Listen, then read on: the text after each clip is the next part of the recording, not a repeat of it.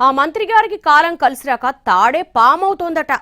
నియోజకవర్గంలో గ్రూప్ రాజకీయాలు నా సీటు కిందకు నీళ్లు తెచ్చాయంటూ తెగ ఫీల్ అయిపోతున్నారట. వరుసగా రెండోసారి నా సొంత సెగ్మెంట్లో పోటీ చేద్దామనుకుంటే ఆ అదృష్టం లేకుండా పోయిందంటూ తెగ తిట్టేసుకుంటున్నారట.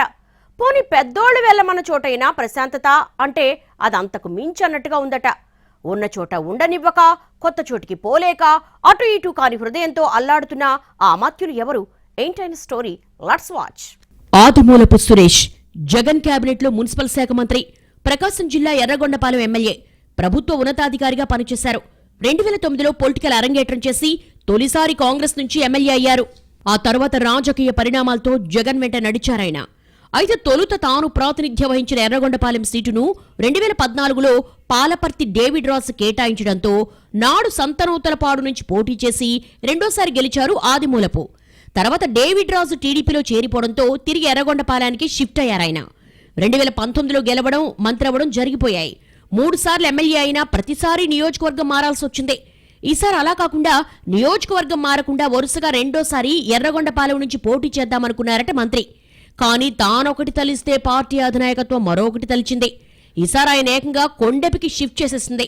మంత్రిగా ఉండి కూడా మండల స్థాయిలో కొందరికే ప్రాధాన్యం ఇవ్వడం, వాళ్లు లోకల్గా చెలరేగిపోవడం మంత్రికి మైనస్ అయిందట. వర్గపోరు పెరిగి చివరికి ఆయన చెయ్యి దాటిపోయిందంటున్నారు. చివరికి ఆయన గెలుపు కూడా అసాధ్యమనే స్థాయికి వెళ్లిందట వ్యవహారం. పార్టీ సునాయాసంగా గెలవగలిగే సీట్లో ఆ పరిస్థితి రావడంపై దృష్టి పెట్టిన అధిష్టానం అభ్యర్థిని మార్చాలని డిసైడ్ అయి ఆదిమూలపు సురేష్ ను కొండెప్పి వెళ్లమని ఆదేశించిందంట.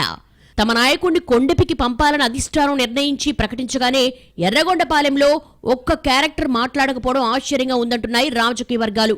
ఆదిమూలపు స్థానంలో సింగరాయకొండకు చెందిన తాటిపర్తి చంద్రశేఖర్ కు ఇన్ఛార్జి బాధ్యతలు ఇచ్చేందుకు రంగం సిద్ధమైనట్టుగా తెలిసిందే.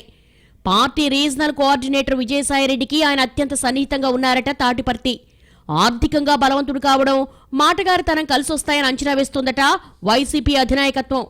అలాగే గుంటూరు జిల్లా జడ్పీ చైర్పర్సన్ క్రిస్టినా పేరు కూడా పరిశీలనకు వచ్చిందట.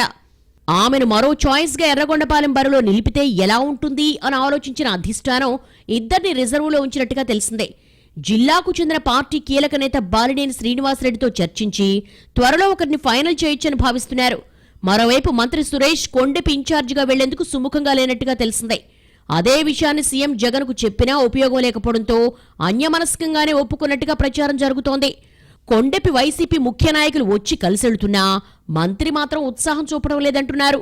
అక్కడ కూడా పార్టీలో 2 వర్గాలున్నందున పరిస్థితులు ఎలా ఉంటాయోనన్న ఆందోళన వ్యక్తమవుతోందట మంత్రి అనుచరుల్లో. మొత్తంగా ఒకే నియోజకవర్గం నుంచి వరుసగా 2 సార్లు పోటీ చేసే అవకాశం రాని ఆదిమూలపు భవిష్యత్తు ఈసారి ఎలా ఉంటుందో అన్న చర్చ జరుగుతోంది.